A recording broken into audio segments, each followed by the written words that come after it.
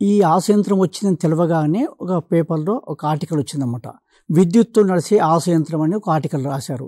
రాయంగానే మరుసటి రోజు అది చూసి మా కమిటీ వాళ్ళు పెద్దవాళ్ళందరూ జిల్లా నుంచి మొత్తం వచ్చారన్నమాట. వచ్చి ఆ మిషన్ ఎట్లా నడుస్తుంది, ఇప్పటిదాకా చేత్తో వేస్తేనే అంత కరెక్ట్ రాదు, అలాంటిది ఒక యంత్రం ఎట్లా పనిచేస్తుంది చూద్దామని చెప్పి అందరూ వచ్చారు. వచ్చిన తర్వాత చూసి మొగ్గం నేసి ఇది బాగుంది, మనిషి చేసిన దానికంటే బాగా వస్తుందని చెప్పి వాళ్ళకి నమ్మకం కలిగి వాళ్ళు అక్కడ నన్ను కూర్చోబెట్టి అడిగారన్నమాట. మల్లేశం, మీ తల్లి కోసం చేసిన మిషన్ బాగుంది, కానీ ప్రతి కుటుంబంలో మీలాగా ఒక తల్లో చెల్లో అక్కడ ఎవరో బాధపడుతున్నారు, వాళ్ళందరి కష్టం తీరాలంటే నువ్వు మాకు కూడా ఆశయంతం చేసి నువ్వు కావాలంటే డబ్బులు తీసుకో, కానీ ఆ పనికి కష్టాన్ని తగ్గించాలంటే ఒక పద్ధతి వచ్చింది, ఆ పద్ధతి ప్రకారం నువ్వు చేసేవయ్యా, నువ్వు నేర్చుకుంటే నీ ఒక్క తల్లి కష్టం తగ్గుతుండొచ్చు, కానీ చేసేయడం వల్ల అందరి జిల్లాలో ఉన్న అందరి నేత తల్లుల బాధలు తప్పుతాయి, ఒక్కసారి ఆలోచించి బిడ్డ అని చెప్పి వాళ్ళందరినీ కూర్చోబెట్టి అడిగారన్నమాట.